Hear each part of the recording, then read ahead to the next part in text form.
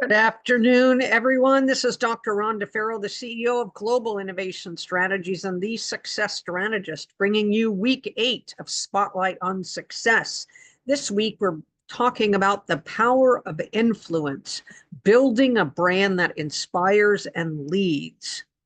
Over the past 7 weeks, we've laid the foundation for clarity, execution, leadership, decision-making, and resilience. Now it's time to focus on something just as critical, and that's influence. Whether you're a solopreneur, a business owner, an executive leader, your ability to influence determines how well you connect with your audience, establish credibility, and inspire action. So today's session is all about building a brand that doesn't just sell, but leads and inspires. Your brand isn't just a logo or a website. It's how you make people feel, the trust you build, and the movement you create. So why does the power of influence matter? Because people don't just buy products. They buy into people and their ideas and innovations. A phenomenal brand influence drives trust, credibility, and long-term success. And a strong personal and business brand helps you lead markets, attract top talent, and create a loyal following. So ask yourself, do people see you as a leader in your space, or are you still struggling to get noticed? We can build an influential brand by focusing on authenticity, which really helps you own your story and your mission. Because people connect with real stories, not polished perfection. Your authenticity is likely your greatest brand asset. It helps you define your core message, what you stand for, what are the problems you solved. It helps you share your journey, your struggles, your failures, your lessons that ultimately make your brand relatable to those you are attempting to inspire and draw into your organization in some way, shape, or form. It helps you to show up consistently, whether it's through content, networking, speaking, ultimately influencing. And the power of influence comes from showing up with clarity and purpose. An action step you can take to hone this area is write down a brand statement in one sentence.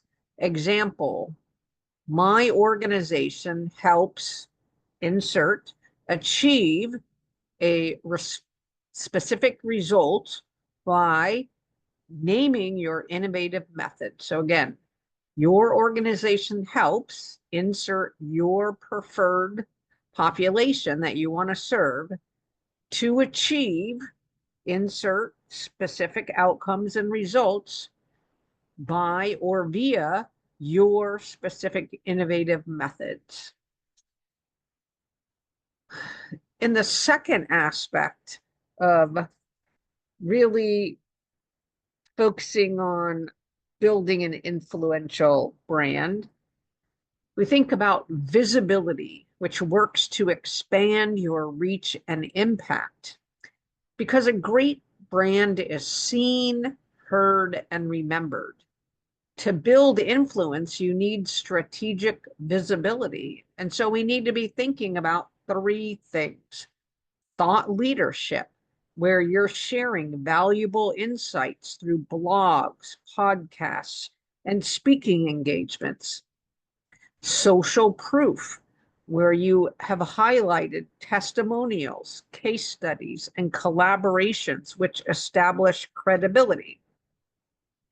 And lastly, consistency across platforms to ensure your messaging, visuals, and tone are aligned everywhere.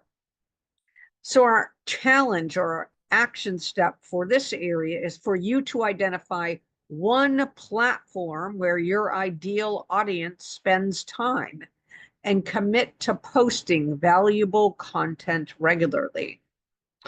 The third aspect is community, where you work to engage and lead your audience, because ultimately brands that inspire don't just sell, they serve, they lead movements, and ultimately they add value. So how do we go about doing this? Well, first we need to create connection. We need to engage our audience with Q&A session, events, and meaningful conversations. We need to empower others by building a community around your brand where your followers feel valued. And we need to focus on collaboration over competition and align with other leaders and brands to expand your impact. So some reflection points this week might be, how are you currently engaging your audience? What's one way you might be able to add more value this week? And what channels can you harness that you haven't necessarily harnessed to its fullest extent before? Before we begin, it helps if we take an influence audit. So maybe you want to take a few minutes, 1 to 5 minutes, to assess your current brand's influence and impact.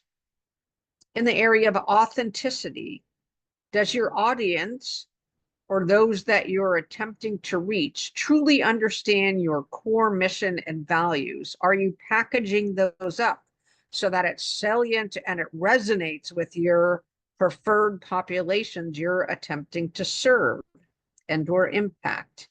In the area of visibility, are you consistently showing up? Are you truly being seen as a leader? And in the area of community, do you feel you have a strong connection with your audience, or is deeper levels of engagement lacking? So our action step for this week is to identify one area where you need to improve and commit to taking a tangible action this week. Next, we need to look at the rise of influential branding. And we can do that through an example that talks about a CEO that we spoke about last week, and that's Sarah Blakely building Spanx into a brilliant billion-dollar brand. So she is the founder of Spanx, but she didn't just sell a product. She created a movement through the use of authenticity, visibility, and the build out of a strong community. She ultimately turned a very simple idea into a global brand. How did she do that? Well, she owned her story. She not only bootstrapped Spanx from the ground up, but she sold that story and she made it possible to incite others to do something similar. She leveraged visibility from others, from Oprah's endorsements to many social media engagements. And she built a very loyal community. She did that through empowering women and redefining a whole industry.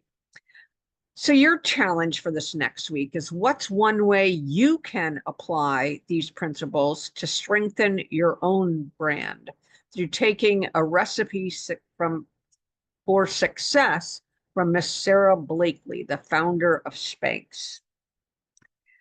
Next, we need to make a brand influence plan. So out of all of the things we talked about today, some action steps for you this next week would be to perhaps clarify your core message. Make sure your audience knows what you truly stand for. Show up and share. Be on point. Post content, engage in discussions, and speak up in and for your industry. And lastly, build deeper connections. Find ways to serve and inspire your audience beyond just selling. So as you go through this next week, consider in our LinkedIn discussion, dropping a comment about what's the action you'll take, how do you want to build your influence, and what's one of the mechanisms you use to move you and your organization further faster. Again, influence isn't about popularity.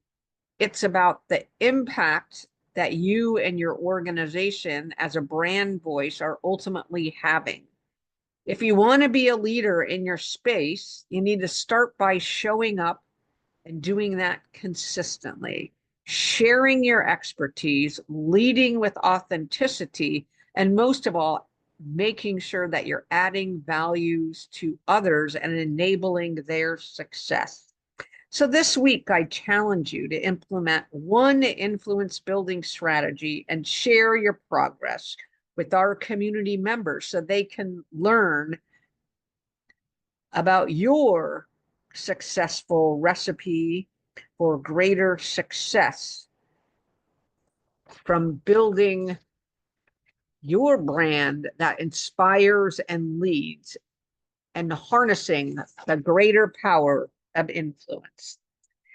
Join us next week where we'll be talking about monetizing your influence, turning brand equity into business growth.